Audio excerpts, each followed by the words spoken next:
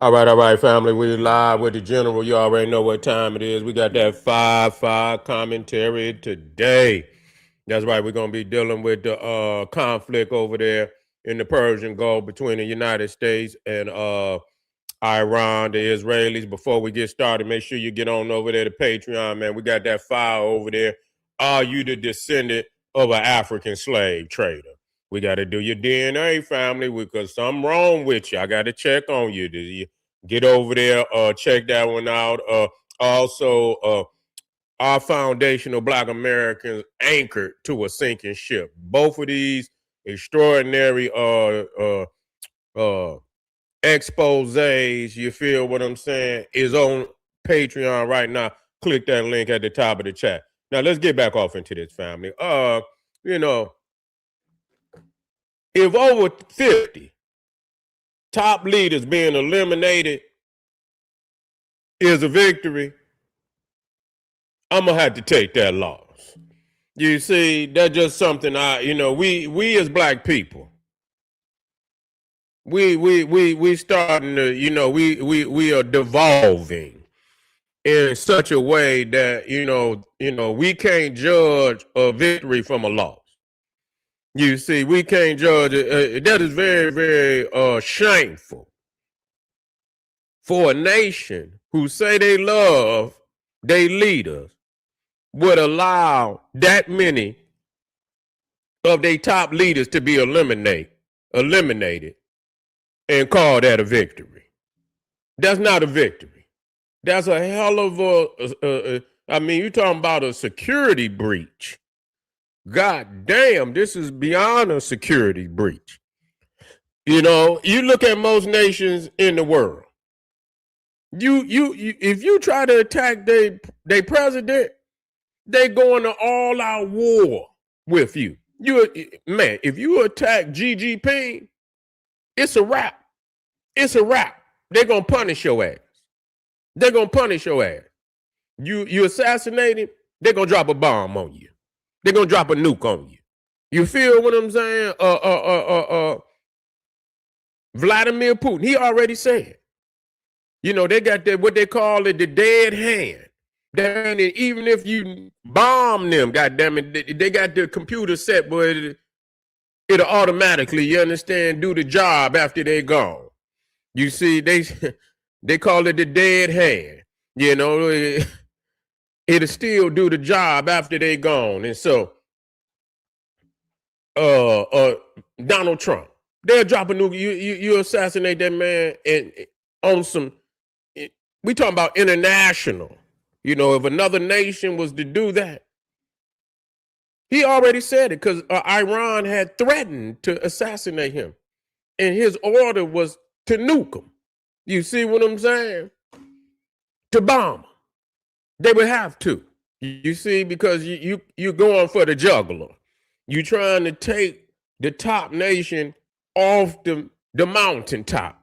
And if that's what you want, if you want to come up off the mountaintop, run like a little dog with your tail between your legs, go hide in the corner somewhere.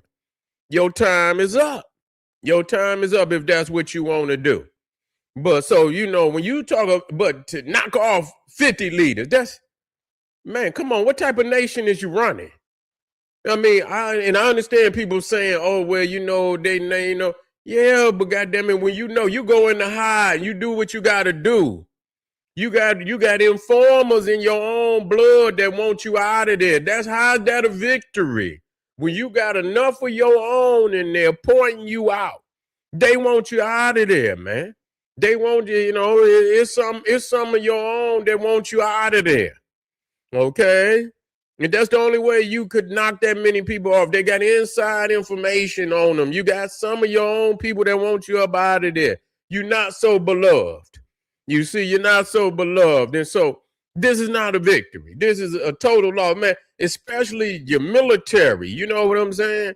And they should know better than that. What kind of military protocol do y'all have where so many, of your military, and they supposed to be providing security, and y'all keep talking about this Revolutionary Guard, IRG, Iran, what is it? Revolutionary Guard. What the hell you guarding? You ain't guarding shit. You guarding dead bodies. You supposed to be guarding these leaders and you guarding dead bodies. What type of security force do in protocol is y'all, implementing to have as many of your top leaders knocked up? I want my people to look at this. And whatever the hell the Iranians is doing, you cannot do this. You cannot do this and be successful. Ain't no goddamn way you could look at this shit and say, you're going to be successful. You're not going to be successful. Because I'm going to tell you this and I'm going to tell you time and again and again and again. Some leaders are generational leaders. And you ain't going to get one, but one. You understand what I'm saying? The one up under him might come and, you might get one, if they been under the master, for a minute, and he, and they might can come and perform and do well. You understand what I'm saying? And do well, but you only get those, them one generational leaders, and then, after that, you turmoil. You see what I'm saying? Straight turmoil. You cannot allow the great ones. You had to protect them and let them get in there and go to work. Where would we be if Malcolm X could have lived a little longer? You see, if Malcolm could have lived a little longer, got the blueprint on the ground for us, and having that ability. See, the thing about Malcolm that none of them had, I don't give a goddamn which one of them you talk about. He went out on the road. You feel me? He went out from city to city and built the mosque all over the United States. That was Malcolm X that did that. You see what I'm saying? Everybody can't do that. You see, nobody else did it. He did that. He was the one. So when you see, now, if Malcolm wasn't there in the early parts of the Nation of Islam, see, they keep talking about Elijah Muhammad. And that's okay. But Malcolm was so integral in developing it, you can't say, oh, it's all about, because if Elijah Muhammad didn't have Malcolm X, it would not have been as successful as it, regardless to whether he winning, because he understood he had a runner. He knew he had a runner. He knew he had something extraordinary. That's why he and put him in that position. You don't put nobody in no position like that if you don't think they can perform. So Elijah Muhammad knew that Malcolm X was an MVP, that he could go out there, that he could talk. You understand? He knew institution.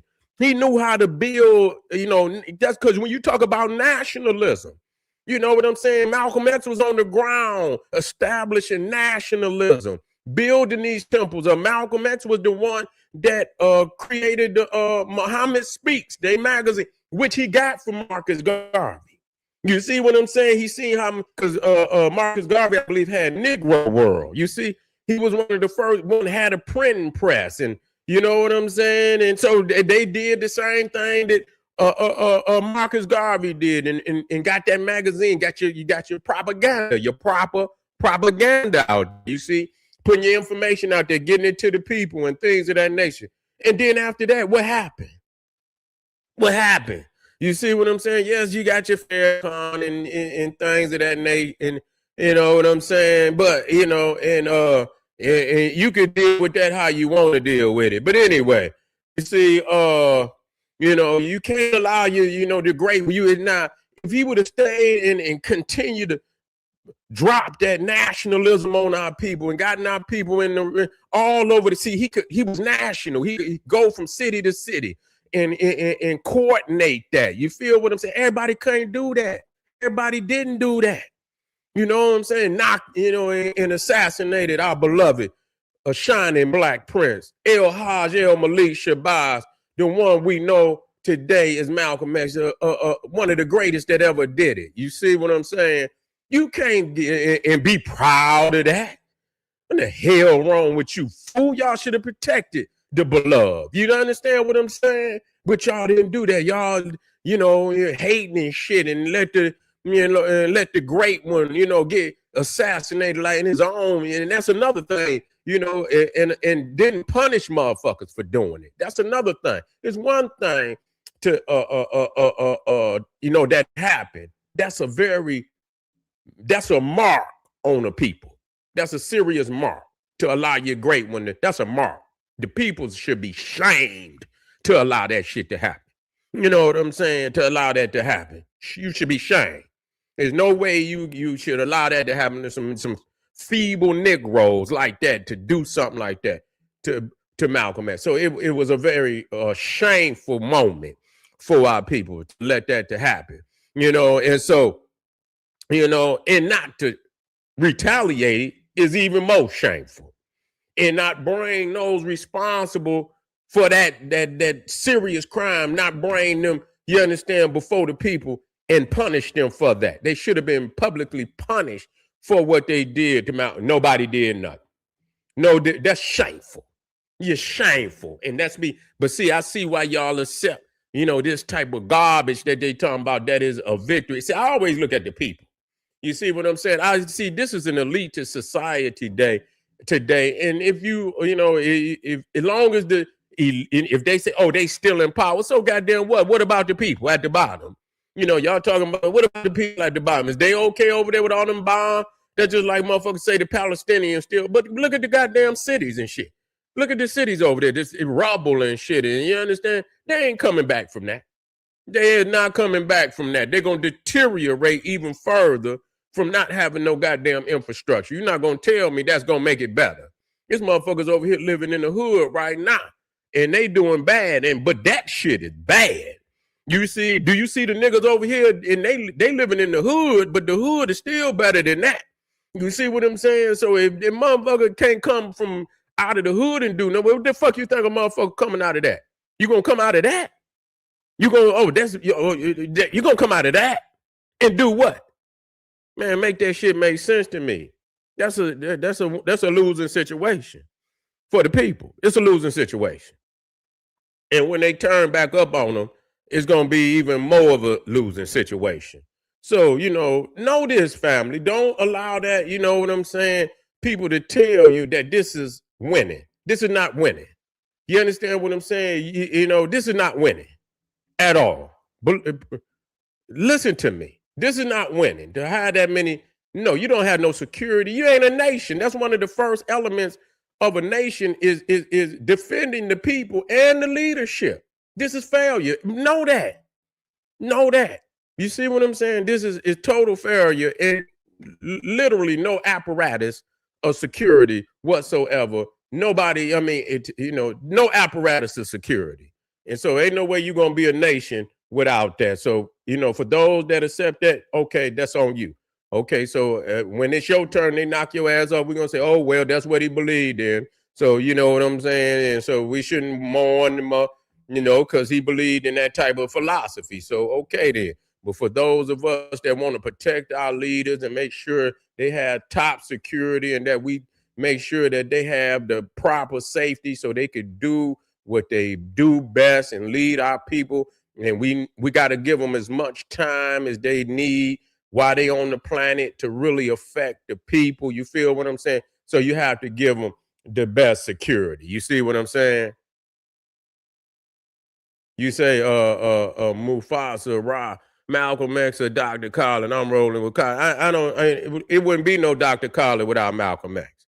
You see what I'm saying? It wouldn't be no Dr. Colin without Malcolm X. You see what I'm saying? You can't take the cornerstone and try to make the comparison. You know what I'm saying? I love Colin. Both of them is great. You see, Colin was all the way Black Power. You see, Malcolm had a little that, the Islam aspect, but Malcolm X politically was the best, hands down. Politically adept. You know what I'm saying? Going over to Africa. See, Malcolm did what none of them did. Malcolm went over there and was schooling them damn revolutionary leaders. You see what I'm saying? So when it comes to politics and the apparatus black nationalism, Malcolm is the greatest of all time. Call it black power is the greatest. He was unapologetically black power, and that's why we love him. Fearless, just like Malcolm. Both of them was fearless, and so they ain't nothing but Khaled is the resurrection of Malcolm X. That's all he is. Khaled is the resurrection. Malcolm X is the second coming of Marcus Garvey, and Khalid Muhammad is the second coming of Malcolm X in the manifestation of what all the aspects of what we need. But Khalid still would have to go back and study Malcolm. That's just all it is to it, because he was the most profound black revolutionary leader of all time, man. Straight up, just be real about it. Anyway, I'll see y'all in a minute. All right. Get over there, family. We got that file on Patreon. We got those 2 file presentations. Get over there and get it. Hit the like button. Share this with your family and friends. Comment, family. Like it. And I'll see y'all in a minute. Boom. Black Power.